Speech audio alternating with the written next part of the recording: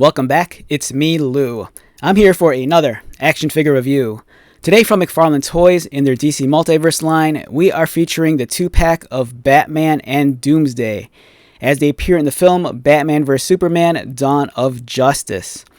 Alright, so I bought this at my local Target maybe a month or two ago, and today is January 31st, 2025. This 2-pack was surprisingly a lot more expensive than I thought. I want to say here in the United States, I might have paid, I think, $59 or $69 for it. It's something I really wanted because I wanted the Doomsday figure. And this Superman figure is something we've gotten before. There was a Walmart exclusive Superman, which I believe was the blue and red costume, but I think the blue might have been a lighter shade. And I don't remember it coming with a cloth cape. The cloth cape might be exclusive to this set. And then there was also the black costume, Resurrected Superman from the Justice League film, which was released some years ago. So this is a great set to have, especially if you do not have a Henry Cavill Superman. You know, with this set, you're getting the Cavill Superman and also Doomsday. The Doomsday is a beast of a figure, and we'll take a look at this in a moment, but just look at this thing. The amount of detail on this is insane, and it feels like it's made of a stiffer plastic than usual, and it definitely has some weight and height to it. Also included are the Kryptonite spear. You can see the spear head right there with the Kryptonite stone, and it's kind of made of a much more flimsy plastic. This is like one of those materials where if you put it on display, you know, after a year, it for lack of a better term, it kind of like droops over and starts to look limp. Superman has some different hand options. We have a flying palm, a very neutral hand, a hand for holding the Kryptonite spear, and then a pointer finger. The stock hands that come on the figure are a pair of fists, which I'm probably just going to keep the fists on this guy. The figures come with the display bases. This one, it might be a little too small for Doomsday, but oh well, at least we got a stand. And of course, we have the trading cards with the bios on the back. I've said this before many times. I kind of wish they'd put the biographies on the back of the boxes also. Alright, so let's take a look at the figures. First up, let's take a look at the Superman, since this is a figure that was released a couple of times already. The head sculpt is pretty decent. You know, McFarlane, they could be very hit or miss, especially when it comes to the likeness of the celebrities. I think this one does a pretty decent job of, looking like Henry Cavill. You'll notice it comes with the cloth cape, and for a lot of people out there, I know they're very stoked on this. The cape is actually posable. On the edges of the cape, there's a wire inside of it, so you could bend and shape the cape as how you'd like. Now, I could appreciate a detail like this, but in all honesty, at least for my personal preference, I do prefer a plastic cape over the cloth one. But if you like the cloth one, more power to you. You're getting it with this excellent figure. The texturing on the bodysuit is amazing, like always. McFarlane's designers, they're just super talented when it comes to digitally sculpting these action figures, and they look amazing. The color scheme looks a little bit darker. I might be wrong on this. Correct me if I'm wrong. It looks a little bit darker than the Walmart figure we got a few years ago. I want to say the Walmart one was a shade. The shade was a hint. I can't speak. The shade of blue was a little bit brighter than this one, but this one still looks really, really good nonetheless.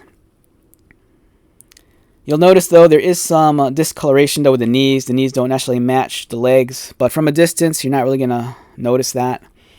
In terms of Superman's posability and articulation, his head swivels left and right. Does he look up or down? He looks down. Will he look up? It's all right. It'd be nice if he could kick his head back further, just so he could create a much more expressive flying pose. But he does have a cut beneath the breast line, which does allow for his back to arch. So if you want to, you could kind of recreate a flying pose like that. And it does allow him to crunch forward just a little bit. He has a swivel at the waist, which is very tight on my figure.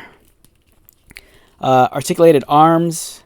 You'll notice the ball-socketed butterfly joint, and articulation is very standard.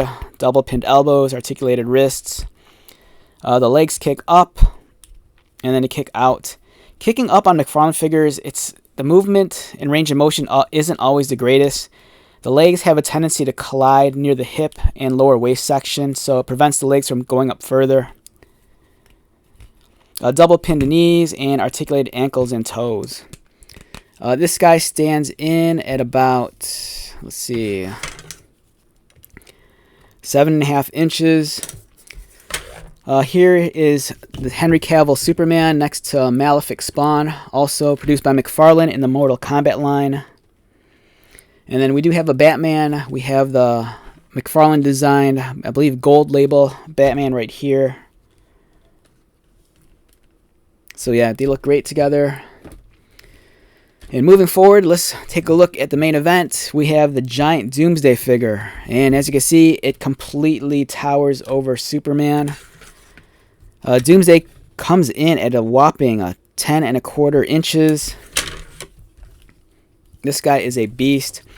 Like I mentioned at the start of the video, he feels like he's made of a different plastic.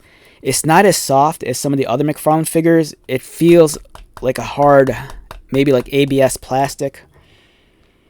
The detailing is amazing. Just look at that. You're getting some really crisp, high definition details here. You know, his like scaly and rocky texture just looks phenomenal. Much like Doomsday in the comic book, he has those bone extrusions coming out of his forearm, chest, and head.